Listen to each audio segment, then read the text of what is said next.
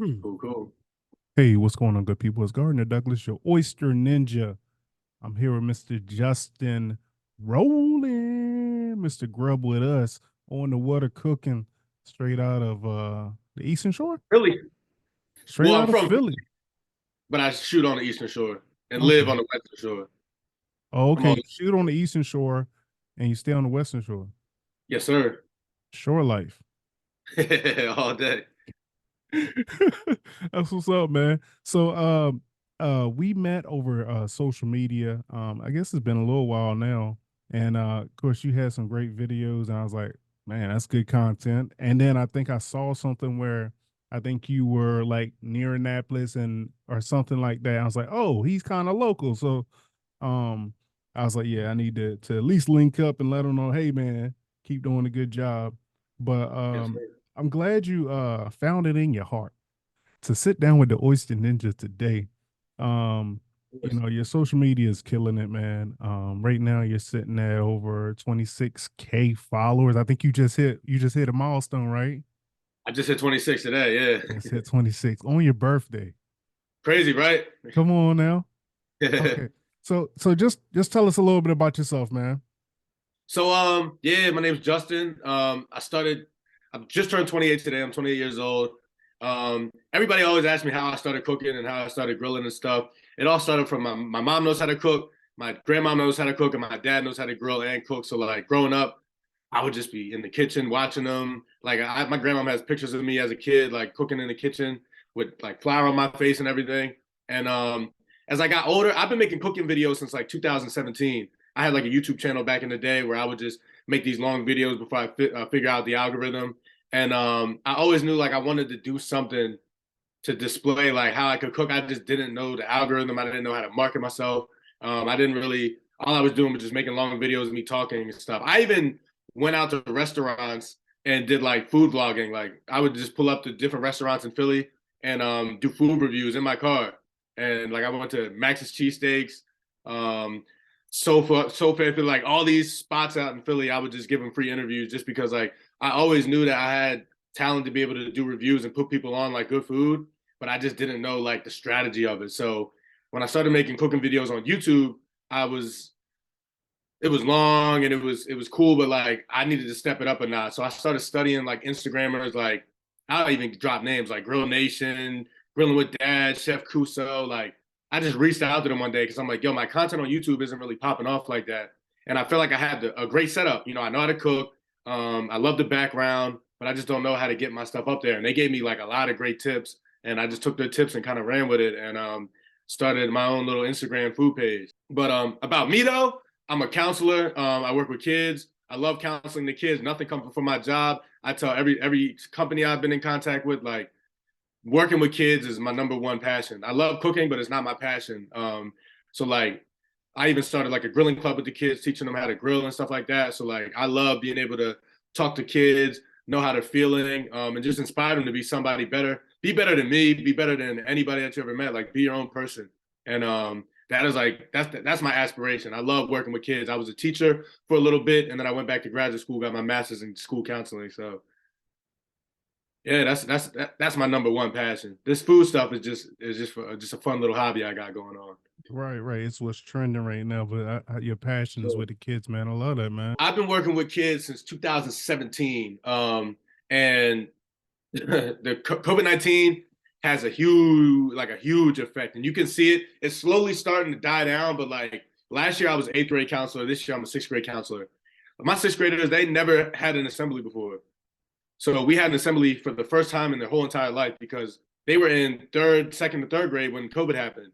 So like their social skills, they rely on their phones. Like I'm tech, like you can't go in the hallway without a kid on their phone. Like they're like addicted to it.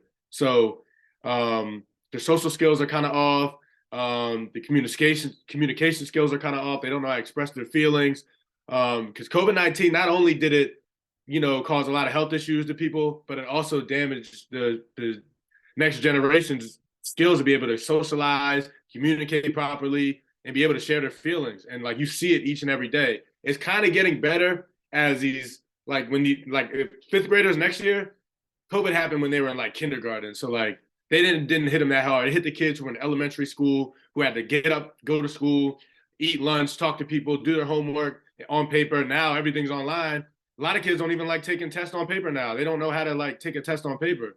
So I think COVID-19, outside of like the health damages, and I think it did worse with the prices, the inflation, everything. I think it hurt the kids worse than inflation. Like it's the health problems, the kids, an upcoming generation, and then inflation. Like I feel like, and that's not really talked about, but it really did a damage on kids. The kids are totally different than 2019 when I was working with them. First of all, I'm gonna say I totally agree with you, but I gotta get you back on the road on because you said we wasn't gonna go political, and I hear that inflation, and we ain't trying to Oh, get yeah. canceled out here, by Oh nobody. yeah, for sure. But no, I definitely feel you. I mean, my son is 8, and I feel like if it weren't for us being parents, and well, I say us, but I was always working, but my wife definitely being a great mom, being hands on, and taking him out of the house, you know, still socializing with his cousins. I mean, man, like I totally agree with you, and I see exactly what you're talking about, and man, that's why what you're doing, man, on your in your real life is so important, man. And I wanted to spotlight that. And that was another part when I Appreciate it. initially reached out to you that kind of stood out. I was like, yo, a young black guy who actually cares, like for real, not for, as young people say, clout. Wow, You know what I yeah, mean? So we ain't capping here. We for not sure. capping. See, Yeah, yeah, I we're doing guess it. I We're used doing it. it. We're doing it for sure. I guess I used it right because you just went with it. But yeah, you know what I Now mean? Like, you used it right. We ain't capping. so it's funny because I was watching a Instagram video and they was using all these terms, and I'm like, what? What are they talking about? Right. So you said you started in a well, first of all, like you're doing great things with the mentoring and counseling kids. Mhm.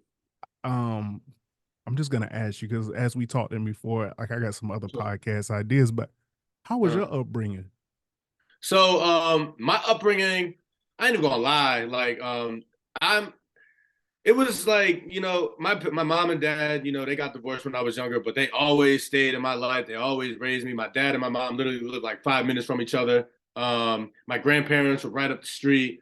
I have zero complaints on my upbringing. You know what I'm saying? Like I try to be as humble as possible. But when it comes to me growing up, I had everything. I had food on the table. I had a room. I went to a good school. I have zero complaints. I think my mom and my dad and my grandparents all the time for just providing for me and being able to live, a good childhood life. Was it easy for me? Nah, because I grew up in the suburbs, so I was kind of like that kid where I didn't really know what friend group I belonged to. So, I fit in kind of with everybody, but like sometimes people look at me like, oh, this corny dude, this dude don't know how to really flow with people. I didn't really figure out how to like flow truly with like every type of group until I got to college.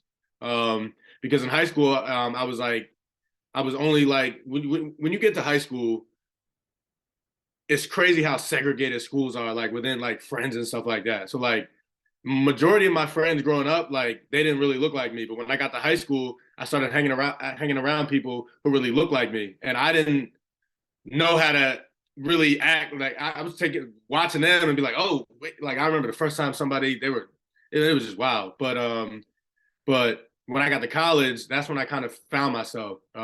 Because in high school, I didn't really have a specific friend group. I was just Justin. And then when I got to college, I really started learning about myself, being on my own, not relying on my parents for everything, and just finding myself. But as far as me growing up, everything was great. I'm not even gonna lie. I always come humble about it, but my parents and my grandparents, they did a great job. Man, it really sounds like you talking about growing up. Sounds like you grew up a lot faster than the average people. And Mhm. I'm not sure if that has to do with having your grandparents in life because I feel like a lot of people who actually have like older grandparents and not young grandparents, Mhm. they grow up a lot faster. Um Yeah, or they mature a lot faster. I'm not gonna say grow up. for Um sure. but they mature a lot faster. And from what you're saying and what I'm hearing, it sounds like from my experiences, what I've seen. Mhm. Um, I mean, what do you say? You 26, 28? 28 today. Yeah, 28, man. Yeah. That's awesome. So let's talk about your first beginnings into social media. You say you started the YouTube like long format first. So I actually started a YouTube channel when I was like 11. I ain't even gonna lie. I was when YouTube first came out, and this is probably a fact that you probably don't know about me. I'm actually like a GIF, like a famous GIF. A lot of people don't know that, but if you ever see that little black kid that's jumping up all scared, I don't know if you've seen that or not. That's me. Only the people who I really grew up with really know that, and people who That's find out. funny. So back when you know the game Scary Maze, I mean, it sounds familiar, but no, I don't know it. so it's like a game where like you put this little dot into this maze, and then when you get to the end, like this monster pops out of the screen. So me and my stepsister one day, this is when YouTube like first came out. I created a YouTube channel and we made a Scary Maze like reaction video. It was fake though because I knew it was gonna come out, and we did it. Boozy uploaded it. It didn't do any numbers until like maybe 3 years later, and it went viral. And people were using it for like before the word viral even like really existed. And everybody was like saying like, "Yo, there's this video you crying online." I'm like, "Stop lying!" And then I'm like, "Oh snap!" And then it was featured on like ESPN, Tosh.0, so many different platforms. Like the Shade Room posted a billion times. It's still you like people tag me in it all the time. So that's when I really started like using social media when I was like 12, and I had like a YouTube channel. And I kind of took a break from it when I was undergrad. And when I graduated college, I kind of was like, I want to do something on social media, but like I don't know what I want to do. So when I graduated college, I was teaching for a little bit. Then I went back to grad school and I started my own like YouTube channel, just basically talking about like college life problems, like I was an academic advisor, so I would make videos on like how to pass every single class, or like I flunked out and I don't know what to do, or like how to join Greek life. Like it was just a bunch of college videos, like how traits you can't take from high school to college because it's not going to work. And because I was an academic advisor and I was helping out hundreds of kids on my campus, and everybody's like, dude, like I wish we could multiply you like in different campuses. So I'm like, let me start a podcast or whatever. Um, I was shooting those videos, but then I was applying for jobs after I graduated grad school, and that was a lot. I was really opinionated, like in a lot of my videos, and I'm like, I don't know if this is like a good thing when people look at me because like they kind of know too much about me, and I don't want them to judge me off just me giving advice to college students about getting good grades and joining Greek life and stuff like that. So I kind of swiped that, and I was like, maybe in the future I might come back to it if I want to continue it, but for now I just want to just focus on being a counselor and being me. Like I said, I've been making food videos for a minute, like on YouTube, just here and there. But I didn't really take it up a next notch. So I was like, yo, I think I should display. Like it got to the point where I'd be at my grandparents' spot and I'd be sitting out back just chilling. And I'm like, bro, I got to share this with somebody. Like I'm just out here just grilling by myself and just drinking beer. And like I got to share this moment with somebody and share these recipes with somebody. So that's when I took a further step to kind of make my own cooking page on Instagram, which was about a year and a half ago. So yeah, social media has always been my best friend, in a good way and a bad way. But I always try to make sure that I always knew like there's something out there that I could do. I hate the word influencer. There's something there that I could be like a role model to people and put people on stuff. So real quick, you Uh, said a good way and a bad way. What's the bad way? so like with social media, you gotta be careful because anything that you do is there for life. So um, like for an example, like when I was making like college videos, like I would make like a couple controversial videos about like frats and fraternities and sororities, and I got kicked back for that, like, oh, you're saying too much and everything, and I'm like, my bad. So I wiped that down, and you just never know. Like I could go to the store, get into it with somebody, and somebody could be recording it, and then boom, it's all posted on social media. So like when I say that, I mean like social media is a good thing to get your business out, but you also got to be careful because it could be used against you as well. Yeah, Yeah. I feel you, man. I feel like honestly, so like I said, I gotta go work tomorrow, right? But if Mm-hmm. you look at my social media, you would think I'm just an oyster shucker. You know what I Uh-huh. mean? You don't think I do anything else, but I got a real job. I got a real life. You know what I mean? Nice. Um, uh, But for a long time, I wouldn't post anything about my family. I wouldn't post anything about the job. I was in the military. I didn't post anything. I just, kept it straight to seafood. And like even now, I would say honestly, a lot of my family, not a lot. Most of them know now, but a lot of them don't even know I work for the government. They just go by social media. Oh, you shuck oysters. You still shucking oysters? You I know didn't what I even mean? know that. Yeah, that's awesome. So yeah, I totally get it, man. But that's the day and age we live in where you can tell your own story. Yeah, It's a pro and a con, but you can tell your own story. exactly. So, dang boy, that boy bad. That's why they call him the Oyster Ninja. I swear. So speaking of telling your own story, um, you stated earlier, about figuring out the algorithm and reaching out to other people, influencers to Mhm. really learn. What I mean, is it anything that you can share or that you want to share For sure. far as like getting over humps? I'll give you a Mhm. prime example. Mhm. I feel like I cannot make it to 8,000 followers. I'll get to like 7,000 and or I'll get to 7,999 and then I'll lose 20 followers. You Mhm. know? Yeah, yeah. So so is there anything that you can what would you suggest? So with Instagram, you have to number one with Instagram, you have to do vertical. Like all your videos have to be vertical because if it's like a square, sometimes that can hurt it a little bit. The number one thing, I think the food channel is Black Food Life. They told me when I DM'd them asking the same thing, they put me on straight game. Like the stuff that I wish I could read it off, they told me like everything. But It's the okay. You can biggest thing, send it to me later. yeah, I got you for sure. No, The thanks. best advice he told me is you're battling people's attention span, and everybody's attention span gets worse every single day. Mhm. So as long as, however long you can keep them on your video, boosts your video up in the algorithm. So I'll make like intros. Like I'm playing with intros right now. Like sometimes I do full body intros. Those usually take off. Or like if I just like let's grill something, that'll take off. Or if I say an opinion like y'all ready for some salmon? Come watch me before I make this video. So I was fooling around with that. But the main thing is you have to keep people on your video. I think it's like what 30% of your video, then it gets boosted up in the algorithm. Angles, lighting. Like I try not to put like I'm moving my tripod. Like when I'm seasoning, my tripod is full of grease and seasonings. Like because like when I'm seasoning food, like I'm picking up the tripod, adjusting it, moving it to get like different angles. So like the person isn't just staring at one angle the whole time. Oh, I feel so bad for my tripod. That's the dirtiest thing ever. Um, but that's another thing I do. Make different cuts, funny punchlines, voiceovers. Making sure that the quality is good. Like sometimes with an iPhone, like it'll be blurry, so I wipe my phone so many times during the shoot just to make sure it's good. Um, I even like use like the fire pit in the background. Like I tried to test that to see if that worked, and it kind of worked a little bit. Just to try to keep the viewers' attention. And I try to keep each video between like 15 to 30 seconds. And at first I was trying to show too much of myself. Like at the end, like people usually click off at the end. Like me eating at food at the end, people click off because they don't want to see me eat the food. So now I just make it quick. I just eat, punch, boom, it's over. Mm. To like me eating and taking a drink and doing a little pose and all that, people don't want to see that. They just click off. So Yeah. I had to learn that.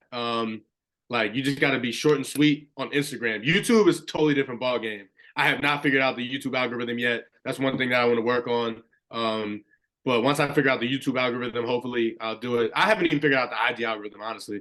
Um, I feel like the only people that truly know the algorithm are the people who know how to edit really good. Like I'm talking like effects and stuff and angles. I'm not at that level at all. Right, right. Um, but yeah, the algorithm is basically how long can you keep people watching your video, and whether if it's the way you talk, whether if it's the food. Like I put the food in the beginning now. Like I put the like if I'm making oysters, I'll put like a shot of the oysters in the beginning, so they're like, oh, hold on, let me watch this dude who's Right, cooking right. underwater make these oysters real quick. You know what I'm Yeah. saying? So that's kind of how I took the algorithm is, and also lighting as well too. That's really important. I don't have to use like all the cameras and stuff because I depend on the sun, Mm-hmm. and that also sucks too because sometimes the sun will come around and the clouds will get in the middle, and then my food you can see like half it shadowy and half the food sunny. which is Mhm. annoying relying on the sun. That's why when it's cloudy, oh, I love it because I don't have to. It's just natural lighting. But Yeah, yeah. um, yeah, it's a lot harder than it looks on social media. Editing is easy for me. That's like the easy part. The hardest part is getting the angles and shooting and doing everything on time. And oh snap, I forgot the salt. I gotta run back inside and go get the salt while I'm still shooting and it's in the middle of cooking. Or I Mhm. forgot to get a spatula, and I literally have to sprint inside to go get a spatula while I was eating. That's the hardest part. That's the worst part ever. Once I'm done shooting and getting the angles, I sit back and I'm like, all right, now it's time to edit. That's the easy part. But the Have hardest part is like shooting. Have you done any videos or like behind the scenes where like, oh, I forgot, or any of those? Oh, I got a ton. I was thinking about making a companion. I think that's how you say it. Of I got videos of me cutting myself while I was cutting up onions, Oh cursing, wow. Yeah. and when birds are in the way or when flies come around, I'll kick the bang and I'll smack the fly. Or like a bird will be in the background, like and I'm like, shut up. Like, you know what I'm saying? Well, Oh, them I get crows. oh, the worst is when I'm shooting and my grandmom comes out. Justin, what are you cooking? And I'm like, my mom, you messing up my video. You know what I'm saying? Those are I have about 7 of those. Yo, you might got a career in stand-up comedy also, brother. That's crazy. Love to hear it, man. Sure. Well, let's talk about because we were talking about some of your deals. I don't know if you call this Mhm. a brand deal or not, but right Right now there. you got the Traeger on. Like, let's hear about some of your deals. Yeah, so I was my biggest dream was like, yo, I want to get sponsored by like a company. I wanted to get sponsored by a beer company. I just feel like that'd be so awesome to just I know, have right? beer just show up at your front door and you're just like, yo, I'm sponsored by a beer company, which hasn't happened yet. Hopefully it does. We'll talk it Um, in but existence. Oh yeah, for sure. But I was DMing a bunch of grill brands. Like I DM'd the Big Green Egg. They didn't give me a response. I DM'd one of the grill companies. I can't remember. They responded to me. They sent me like a thing, but they were just talking about just shooting content on their grill, and it was nothing anything. I applied for Traeger. They called me back like 30 minutes later, and he was like, "Yo, I love your content. Like I'm really surprised and happy for what I'm seeing. Like we're gonna get a Traeger sent out to you and everything." And I'm like, for real? Like I was like in shock. I'm like, wow, that's awesome. So I'm thinking they were gonna send me like the regular Traeger, like that's not the digital one. So I'm like, hey, just out of curiosity, like what Traeger are you sending me so I could like look it up and do reviews on it? We're gonna send you the new Traeger Ironwood. I'm like, oh snap. So they sent me that. I didn't believe it at first because like I was waiting on it. I would get like Traeger would send me pellets, and I'd be like, yo, y'all sent me pellets, but I didn't get the grill yet. And they were like, yo, I'm so sorry. Something happened in the thing. So they sent me the Traeger.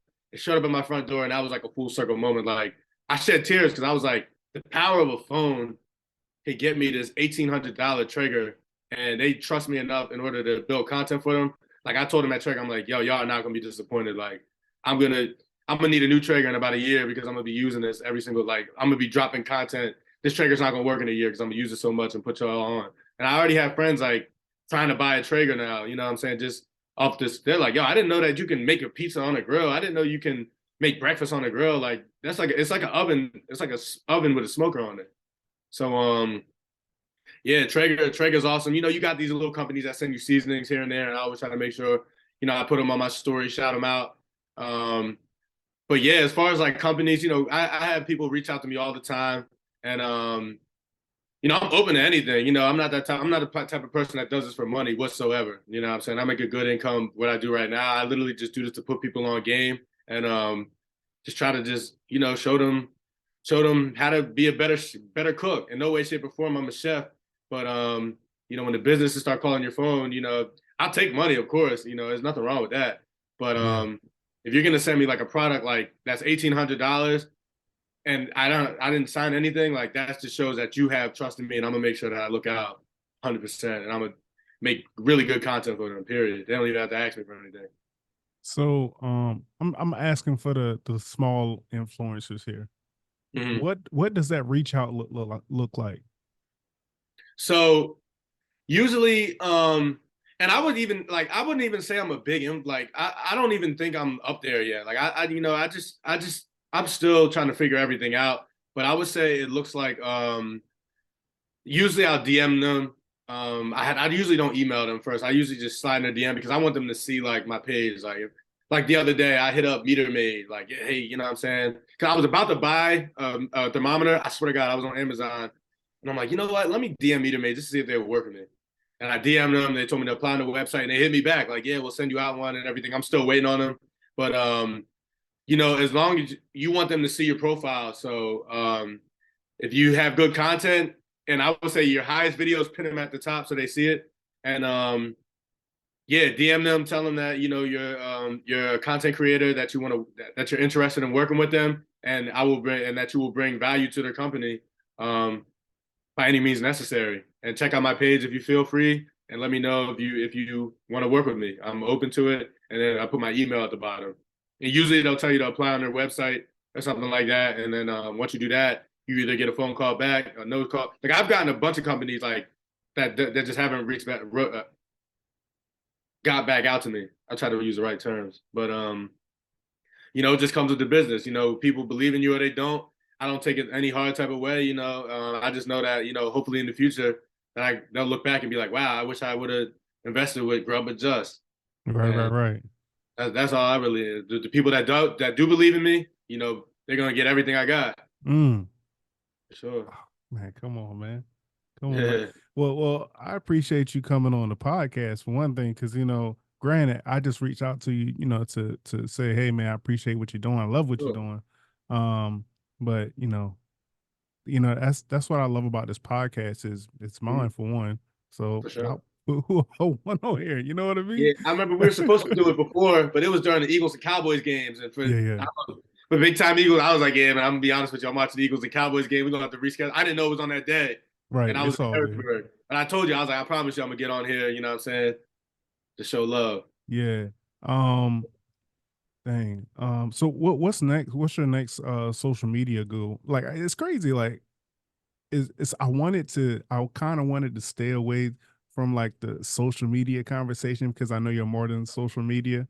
Nah, you good. But it's like the way my mind is set up, I'm so inquisitive about social media because like that's what we spend our time on. That's what our screen time, So like what are your next goals for social media? I want to make a brisket. Like I've never made a brisket before. I want to make a freaking brisket. Like I'm talking like all day. Like I'm talking let that thing sit on the Traeger all day, get the juiciest look at the end. Like that's one of my main goals of 2024. I'm gonna make a brisket video and it goes stupid viral. If it doesn't go viral, I'm gonna be in the corner like, what the heck did I do wrong? But I want to make a brisket video. I don't really care about like the followers and stuff like that because like that's just gonna come and go. I can't control it. But I mean, it would be nice to have a couple more. I'm happy with 26. 26 is cool.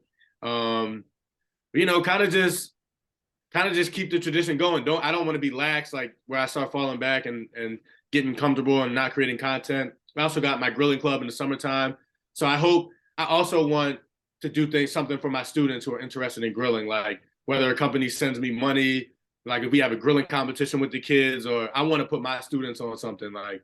Just how I like Traeger hit me up and sent me a grill. Like I want my students to get something, whether if it's money, whether if it's gift cards, whether if it's like for showing up over the summertime, hanging out with their counselor at the grill. Like I want them to have more than just the food we eat. I want a company to see that and be like, yo, every single kid that's in that group, we're gonna send them a grill or we're gonna send them a gift card or we're gonna I want to get an endorsement for my students. Like that would be the ultimate dream of mine without creating this because I'm using my platform to build a future for some of my other students. never know. They might go on to create their own little channel and stuff like that. So if I get sponsored for them, that'd be awesome. Like, what's crazy is like you say that kind of chillax as far as like them starting their own channel. But like, I mean, I was on Instagram last night and I saw this little 8-year-old. I'm like, what is this 8-year-old doing with Instagram? But they went viral like numerous times and all they're putting is like short little clips. I'm like, yo, little clips. I'm like, what the heck? People love seeing that. They love seeing kids knowing what they're doing and like, they can make money from that. Yeah. Have you talked to your students about like the power of social media? I mean, I know social media is also a scary place for kids also. So I don't want to, go over that, but have you talked to them about social media? Yeah, I've talked to all the time. Social media is a problem with kids. It's actually not a good thing. You got Snapchat, you got a lot of bullying going on.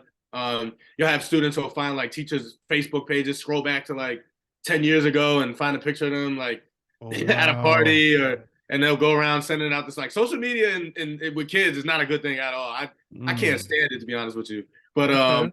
because half of my job, not half of it, I say 25% of my job is diffusing issues that came from social media, whether if it's bullying from Snapchat or fake Instagram pages or recording a fight and posting it online. Like, it's my job to be able to diffuse that and talk to them.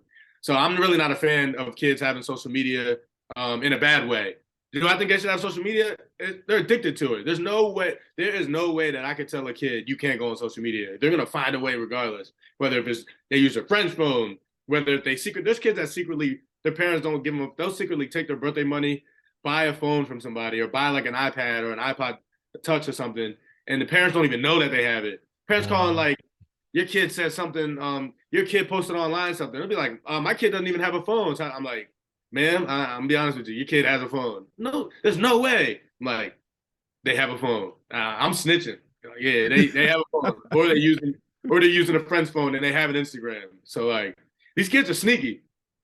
Wow. They know what they're doing. And I it's my job to make them realize that, although you have a phone, although you have social media, you have to be careful with it. So what are the first few things you teach your kids about grilling? So I always started off with no lighter fluid. Like, we don't use lighter fluid at all. I used to use it, but it gets in your food. It's not good for you. I actually did have to use it like 2 months ago at my dad's house because he didn't have his fire starter, and I felt defeated. But number one rule is we don't use lighter fluid. Teach them how to light charcoals with the fire starter that I got. Seasoning is more than just salt and pepper. Garlic and onion goes on everything we use. So when we're in there seasoning, I'm telling them garlic, onion, seasoned salt. Don't go too much with the seasoned salt, but you have to be able to season your food. That's the best part. That's how your food is going to taste good. And then controlling the temperature on the grill. Now with this Traeger, I ain't even gonna lie, like, it makes you hate like that doesn't make me hate grilling, but like the other day I was cooking on my actual grill and I had to keep getting up, checking the temperature. I'm like, with the Traeger, you don't have to do all that stuff. I mean, it's scary. So like, I'm teaching them how to maintain the temperature, keeping the lid down, adding wood chips to the joint to keep it smoking, how to smoke and stuff like that. And then patience. So while I was grilling, like, we're outside playing football and stuff and blasting the speaker, just having a good time. But the main three things is controlling the temperature and washing your food, seasoning, and not using lighter fluid, how to start the grill and how to maintain the grill. I want to teach them how to clean up because by the time they're done eating, the parents are at the front door picking them up, and I'm up there cleaning up everything. So that's going to be the next goal. Right. 2024. Teaching them how to clean the grill and how to clean up after yourself. What are the requirements to getting into your program? Nothing. You want to show up and you have to be at my school. But if you're interested in grilling, like, and if there's some kids who be like, yo, Mr. Ron, I want to be a part of your grilling club, and I just know them as a student. I'm like, do you really want to be a part of my grilling club? Or they're like, yeah, Mr. Roland, but I'm like, I don't think they really want to. So I like test them and be like, what do you want to grill? They're like, I don't know, man. I just want to eat. I'm like, all right, we'll talk about it, but I just kind of leave them alone. I want the kids who actually going to be there at the grill, watching it, learning it, and then eventually towards the end they could take over. Like, I'm just there. Like, yo, we got these steaks. Here you go. Season them up. Boom, boom, boom. Let's go to the grill, and then we good. I want them to get to that point. If they can't get to that point, then it's like, bro, like, I don't, like, I want kids who want to learn from me and who actually want to be there. But if you show up in the middle of the summertime at school to grill as a middle schooler, that means you want to be there regardless. Yeah, like, real. Yeah, because like it's so I take that back. I didn't even think about it. Yeah, if a kid in middle school shows up to their school in the summertime when they could be doing anything else just to grill with their counselor, I respect that 100%. You good with me? Nice, man. Sure. What are your next goals as far as your personal life? Not personal life, but as far as with the school system or not in the school system. Like I said, number one, I want to get my students put on over the summer who are in the grilling club. And I also want to make sure that every single person, I can't say the whole school because it's like 900 kids, but like the more students have a one-on-one mentor that looks like them, because that's a really big issue within the schools right now. My school is about 60% Hispanic, 30% Black, 10% white, and there's no Hispanic male role models. Like, there's one Hispanic male role model. And I just, like, my heart breaks for, like, my young Hispanic male students. Like, So I've been reaching out to different colleges, different Latino fraternities like LSU to be like, yo, please, yo, if y'all could just pull up to the school, talk to the kids, do a step show. It's the same with black males. Like there's not really a lot of, I think there's 3 of us in the school right now. I just want students to have mentors that look like them. And there's nothing wrong with any other race, like, teaching and stuff like that. Like they're doing a great job. But I do wish that a lot of students need to see more people that look like them so that they feel that they're able to do something in the future, that they see, like me, for an example. And they're like, yo, I want to be like Mr. Rowland when I grow up. And I know I can because he looks like me versus, going in the streets. There's so much gang life going on and they're like recruiting these kids to just get involved and like, because, oh, they look like me and they're in the gang, I'm gonna just join him. That's what I'm destined for. It's like, nah, bro, like you could be better than your parents, you could be better than your grandparents, you could be better than anybody you ever come in contact with. You just got to do the right thing. But it all starts, I think, with seeing somebody that looks like you that could be inspiring. And right now I've been trying to get more Hispanic males out to my school because that's one thing that I just think that my Hispanic male students need to see. Nice, man. I got kind of teary-eyed just sitting here thinking Mm-hmm. about, when I was growing up, Mm-hmm. we had 2 black teachers, Mm-hmm. 2 black male teachers. One was a 5th grade teacher, and one was like a math science. This was like when computers was just getting going. So he was like a computer teacher, right? Mm-hmm. And for some reason, and he was also like a helper, teacher's aide or something. But like some reason I just kind of clicked with him, you know what I mean? But Mm-hmm. this guy was like well educated, well mannered, spoke right, was super smart, and just um everybody, I mean, like everybody felt a connection towards him. It wasn't just me, you know. Mm-hmm. And he recently died, I think what I'm two sorry to years hear that. ago. And thank you, man. But it's like you could just feel all the connections feel when he left. You know what I mean? Like everybody felt it. Everybody has a story. He was also my football coach when I got in high school. And I mean, Mm-hmm. this is elementary when I first met him. And he went on to be a principal, like he was just that dude. Yeah. Once I got older and started really talking to him, he graduated high school early. He was a young kid in college. Like he was doing things that was unheard of, at the time, or I didn't know anything about it. So yeah, definitely those male role models are super important to Mm-hmm. keep you in a line, in a straight line, or at For least sure. on the path of going somewhere. And if you get off path, it's gonna happen, but you can get back on because he's there.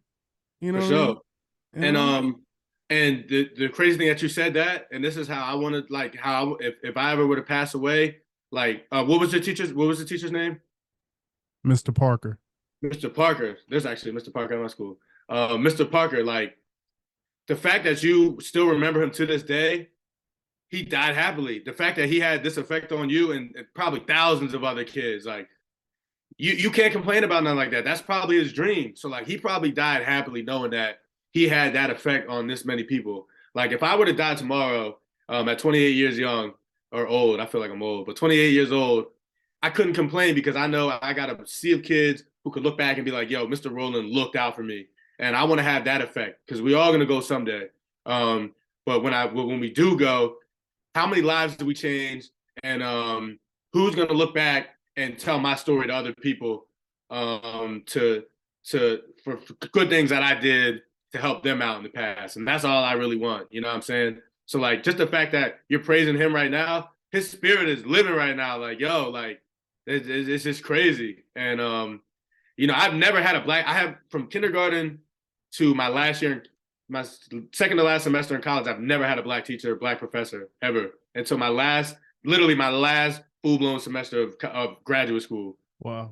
First time I ever had a black teacher. So like I'm not used to like learning from somebody that looks like me, unless it's my dad or my grandfather or my mom or my grandma. Mhm. Um, so like I don't want my students to have that same experience that I had. Like I want them to be like, yo, I always get asked this question, like if I'm at like a panel discussion, raise your hand if you how many black teachers have you had? And everybody's like, my black teacher was 5th grade, Mrs. So and so. My black teacher was in 8th grade. Mr. So he was awesome. And me, I'm like, I never had a black teacher. Everybody looks at what? And I'm like, nah, I never did. And it's like, dang, like I really had to think about that. I never had a black teacher before. Never had well, I lied. He wasn't my teacher. He was my track coach. That was the only like black male role model I really had. Now he was real like stern and super, but he was really the only black male role model that I had throughout my whole entire education career. You know what I'm saying? Now I have had mentors in college and stuff, but as far as like professors and teachers, nah, zero. Man, I think that's a good place to let it rest and let it marinate. Oh, So look at that, huh? Marinate. Okay. yeah, that's what I'm doing right now. I got this chicken in the freezer. I mean in the fridge marinated. Wow. Yeah. I feel like this conversation could go on because we really didn't even really get into the food section, man. All right, brother. Well, you stay safe, man. I'll be keeping your come on, Kashi. Come on. We made it to the whole podcast. Now you want to start barking. Um, I wish your family a healthy 2024. Yes, sir. I And appreciate you. you know, keep you guys in my prayers. Yes, sir. Appreciate you, boss. It means a lot. All right, man. Stay safe, all right? Yes, sir. You too. Thanks again for having me, man. This is awesome. Man, hey, I do what I can when I can. So, I gotta use that as a plug-in or something. yes, sir. All right, brother. All right. Be safe.